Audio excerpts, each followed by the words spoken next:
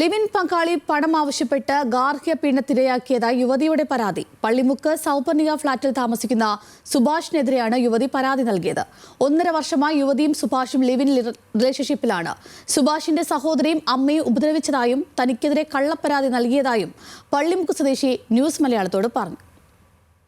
സുഭാഷ് കൂടുതലും അബ്യൂസീവാണ്. വരുന്ന സമയത്ത് എന്നെ ചുമ്മാ ഉപദ്രവിക്കുക, അടിക്കുക. ഏറ്റവും കൂടുതൽ എന്നെ ഉപദ്രവിച്ചിട്ടുള്ള അമ്മയും സഹോദരിയുമാണ്.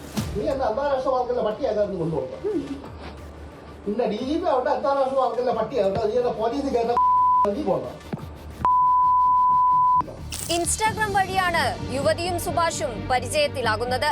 ബന്ധത്തിലാകുന്ന സമയം സുഭാഷ് വിവാഹിതനാണെന്ന വിവരം യുവതിയിൽ നിന്ന് മറച്ചുവെക്കുകയായിരുന്നു. 6 മാസത്തിനു ശേഷമാണ് ഈ വിവരങ്ങൾ യുവതിയിലേക്ക് എത്തുന്നത്.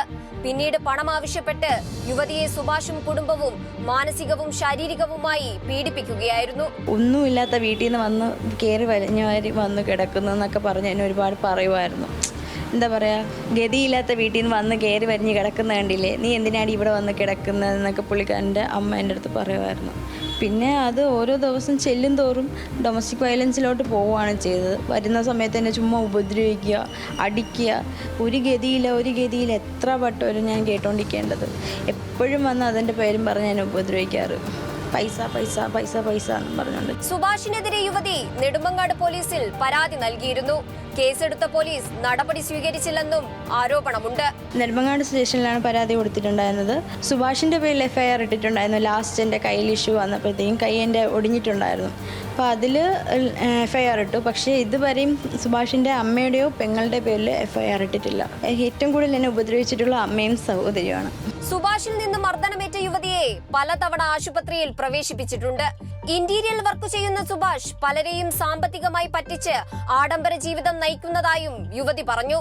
ബാധ്യതകൾ തീർക്കാൻ യുവതിയിൽ നിന്ന് നിരന്തരം പണം ആവശ്യപ്പെട്ടാണ് പീഡനം. എന്തിനാണ് പ്രശ്നം ഉണ്ടാക്കുന്നതെന്ന് ആൾക്കും അറിയത്തില്ല, എനിക്കും അറിയത്തില്ല. പൈസ എന്ന് പറഞ്ഞ് അങ്ങ് തുടങ്ങും. ഞാൻ എന്നെക്കൊണ്ട് കഴിയുന്ന രീതിക്കൊക്കെ ഞാൻ സപ്പോർട്ട് ചെയ്യുന്നുണ്ടായിരുന്നു.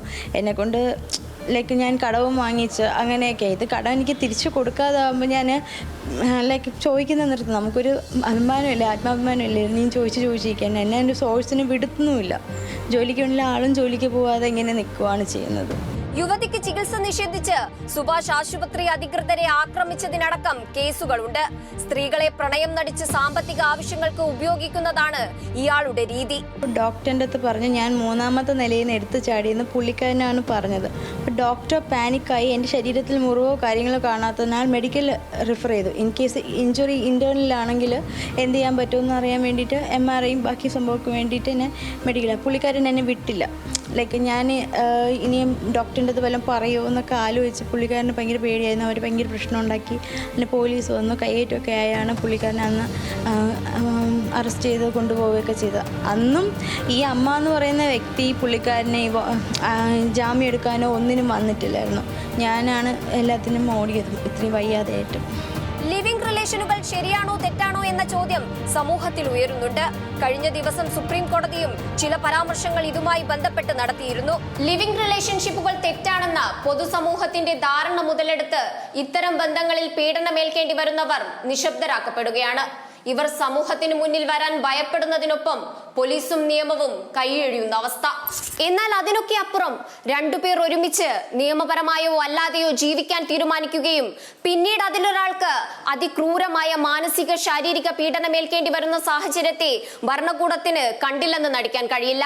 പോലീസിന്റെ കൃത്യമായ ഇടപെടൽ ഉണ്ടാവുക തന്നെ വേണം. Camera person കൃഷ്ണപ്രസാദിനൊപ്പം സനിസ Shobhachandran, news Malayalam, Thiruvananthapuram.